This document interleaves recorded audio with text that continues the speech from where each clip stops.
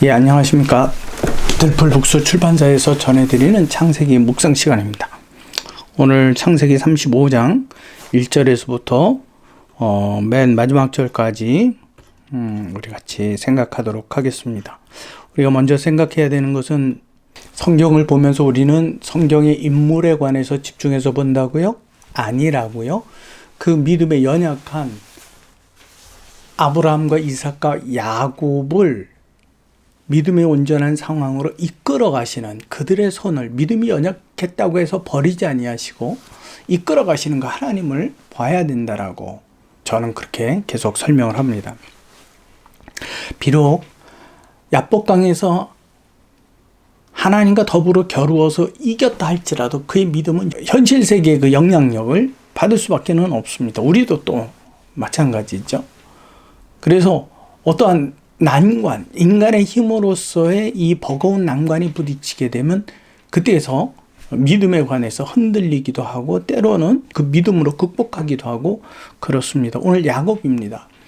분명히 가나안을 떠나기 전에는 베델로 다시 돌아오겠다라고 이야기해 놓고선 돌아왔을 때는 숫곳에 자기 장막을 치고 안주해 버렸습니다. 그래서 그 딸 디나가 갑작스러운 좋지 않은 일을 경험하게 되지요. 이때 엎친 데 덮친 격으로 그의 오빠들이, 친오빠들이 그 세겜 족속들을 어쩌면 거짓으로 꼬여내어서 그 남자들을 죽이게 됩니다. 그것은 34장을 여러분들이 읽어보시면 될 겁니다. 오늘 35장 말씀입니다. 아주 난감한 상황에 처해져 있는 야곱이 어찌할 바를 모를 때에 그 다음 이야기를 함께 생각하려고 합니다. 잠시 영상을 멈추시고 35장을 쭉 한번 읽어보시고 계속해서 함께 묵상하도록 하겠습니다.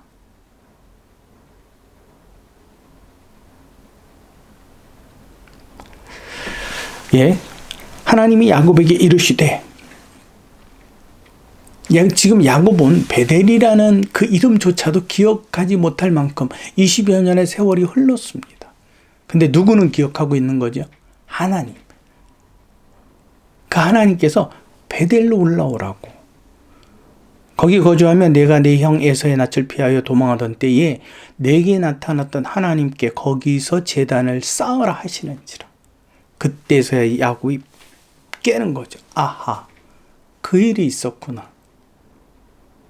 그리고 나서 이제 야곱은 이제 그 베델로 향하게 됩니다. 재밌는 게 하나가 있습니다.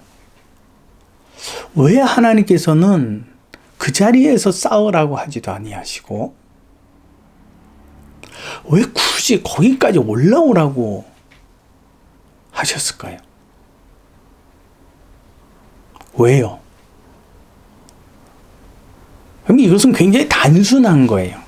단순한 거. 엄청 복잡하지 않습니다. 자, 보세요. 야곱이 하나님 앞에 서원을 드렸습니다. 서원이라는 것은 반드시 지키겠다라는 언약이고, 이것은 하나님과 자신 사이에 세운 언약입니다. 혼자 독백한 게 아니라는 거예요. 하나님도 이 언약을 기억하실 수밖에 없는 거죠. 만약에 이 언약이 지켜지지 않을 때는 그만한 대가가 누구에게 주어지는 거죠? 누가 치러야 되는 거죠? 야곱이 치러야 되는 겁니다. 근데 이 믿음에 연약했던 야곱이 잊어버렸어요. 그래서 하나님께서는 굳이 그를 숫곳에 머물러 있는 그를 베델까지 끌어오려는 것이 아니라 야곱에게 이 베델의 제사를 요구하신 이유가 야곱이 스스로 그 언약을 실천할 수 있는 기회부여를 주신 겁니다. 무슨 말인지 이해가 되시죠? 그래서 시편 기자 같은 경우는 비록 너희의 서약이, 하나님 앞에 행한 서약이 해롭을지라도 그것을 갚아드리라고 이야기합니다. 지금 하나님이 어떠한 하나님인지 여러분들이 보고 계시는 거죠. 아, 이런 하나님이구나. 야곱은 잊었지만 그분께서 그걸 인도하고 계시는 거구나. 그래서 야곱의 믿음의 완전성, 그 성숙된 단계로 끌어가시는 거예요. 그래서 기독교에서는 대략적으로 하나님의 부르심이 있고 그 부르심에서 하나님을 만나는 경험, 중생의 경험을 이야기합니다. 그 다음에 그 삶 스스로가, 그 사람 스스로가 하나님 앞에 거룩한 삶을 지켜가는 성화의 단계를 이야기합니다. 그 완전성이죠.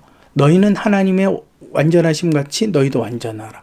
하나님의 온전하심 같이 너희도 온전하라라고 성경은 우리에게 권유하고 있는 것처럼 그 온전하심에 이르는 그 경지, 그 위치를 하나님께서 지금 끌어가고 계시는 거예요. 그러면 우리가 생각할 것이 한 가지가 있습니다. 그러면 오라고 하고, 그러면 오고 가는 사이에 그 세겜뿐 아니라 다른 그 족속들이 야곱을 해한다면, 그 가다가 죽는 것 아니냐? 그러면 오히려 아니간만 못한 것 아니냐? 그렇죠. 하나님께서는 분명하게 이 부분에 대해서 말씀하고 계십니다. 자, 창세기 35장 5절 말씀입니다. 거기에 보면 그들이 떠났으나, 베델을 향해서 출발을 한 겁니다. 하나님이 그 사면 고울들을 크게 두려워하게 하셨으므로, 어떻게 두려워하게 하셨는지는 몰라요. 아무튼 야곱을 쫓아가면 안 되겠다라는, 이 야곱을 쫓았다가 그들을 건드렸다가는 더 큰 해를 당할 수 있다라는 어떤 무서움을, 두려움을 갖게 하셨다라고 밖에는 이해할 수가 없는 겁니다. 그들로 더 이상 야곱을 추격하지 못하도록요. 야곱은 지금 자기가 가면서도 두려워요. 이거 언제쯤 공격을 당할까? 어디서부터 얘네가 우리에게 모습을 딱 드러내고 공격하겠다라는 표시를 낼까? 네, 가면서 안 나타나요. 왜 안 나타나는지 몰라요. 거기에는 드러내지 않고 그 야곱을 돌보고 계시는 하나님께서 계시다는 사실이에요. 우리의 삶 속에서도 마찬가지. 우리의 삶이 이마만큼이라는 이유는 내가 보고 내가 느끼지 못하는 그 상황 속에서 하나님의 간섭이, 역사 개입이 있으셨기 때문에 그렇습니다. 그래서 야곱은 무사히 베델에 도착을 하게 됩니다. 거기서 자신의 모든 일을 마치고 돌아왔더니 어떻게 되죠? 이삭이 나이가 많아 이제는 죽습니다. 거기에 대하여서 29절에 보면 자기 열조에게로 돌아가니 그의 아들 에서와 야곱이 그를 장사하였더라. 모든 것이 편안한 안정된 상황으로 되돌아왔다라는 말씀입니다. 그럼 그렇게 보게 된다면요, 오늘 이 말씀을 통해서 우리가 받아야 되는, 이 말씀을 왜 기록하셨을까? 왜 베델로 가라 그러셨을까? 왜 야곱은 잊은 것을 끄집어내시면서까지 거기를 굳이 고집하시는 것일까? 물론 야곱이 순종할 수 있는 기회를 주시기 위함이다. 또 한 가지가 있습니다. 거기는 야곱이 하나님을 만났던 첫 번째 장소입니다. 첫 번째 장소. 우리의 신앙의 틀에 있어서 여러분 단단히 조용했던, 아주 긴장감 있었던 신앙생활들이 시간이 있었습니다. 근데 시간이 지나면서 이 끈들이, 신앙의 이 타이트한 끈들이 어떻게 되죠? 유연해지죠. 무뎌지고요. 예리해지지 못한다는 말입니다. 그래서 어떠한 현실적인 문제를 당했을 때 그 현실의 문제를 현실의 문제라고만 생각을 합니다. 하나님께서 우리를 다시 한번 그 예리하고 날카로웠던 그 시간대로 되돌아오라고, 회복할 수 있는 기회라고 생각하지 않는단 말입니다. 그래서 이 말씀을 기록하면서 성령께서는 앞으로 믿음의 사람들아, 너희의 삶 속에서 어떠한 일을 만나든지 너희의 한계 밖의 일들을 만나거든 그 때마다 처음의 자리로 돌아오라. 내가 너희와 함께함을 너희가 보고 듣고 느낄 것이다. 나를 만질 것이다. 그리고 두려워하지 말아라 라고 말씀해 주시기 위함입니다. 이것이 성경을 기록하신 성령의 목적입니다. 우리는 모든 고난의 때에 이 문제를 여기에서 이루어 주시옵소서라는 기도보다 주여 나를 처음의 자리에 서게 하옵소서. 성경 어디 있습니까? 계시록에 보면 그 말씀이 있죠. 첫사랑을 잃어버렸다. 그 사랑이 어디서 잃어버렸는지 너는 돌이켜 그것을 찾으라. 그렇지 아니하면 내가 너희를 심판할 것이다. 여러분, 우리는 믿음의 사람이고 하나님을 경험하고 싶고 하나님을 만나고 싶은 사람입니다. 또 만났던 사람이고 하나님을 경험했던 사람들입니다. 그러나 우리도 여전히 야곱처럼 삶에서 고단하고 고난의 시간들을 마주하게 되어 있습니다. 왜요? 원죄의 사람이기 때문에. 그때마다 우리는 무엇을 행합니까?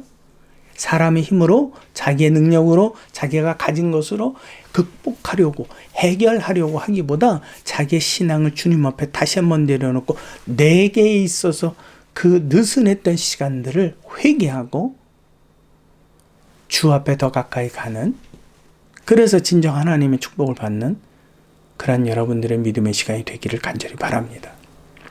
그리고 저의 창세기 강의는 3대 족장, 아브라함과 이삭과 야곱에 관한 족장 이야기이기 때문에 창세기 장절을 처음부터 끝까지 다 나누지는 않을 겁니다. 그래서 야곱의 믿음이 완성되는 그의 마지막 시간까지 나누는데 앞으로 한 2회 정도 더 남아있을 거라고 생각을 합니다. 여러분들이 이 창세기 강의를 쭉 들어보시면 어떤 의미로 왜 저런 이야기를 했었고 어떻게 저렇게 묵상을 했었는지 여러분 어느 정도는 충분히 짐작하시리라고 생각을 합니다. 그때마다 여러분들의 삶에서 정말 성경의 말씀이 나의 삶으로 경험되어지고 그래서 하나님을 욥처럼 듣기만 하던 사람에서 눈으로 직접 보는 그러한 귀한 믿음으로 승리하시는 여러분들 되시기를 간절히 소망합니다. 수고하셨습니다.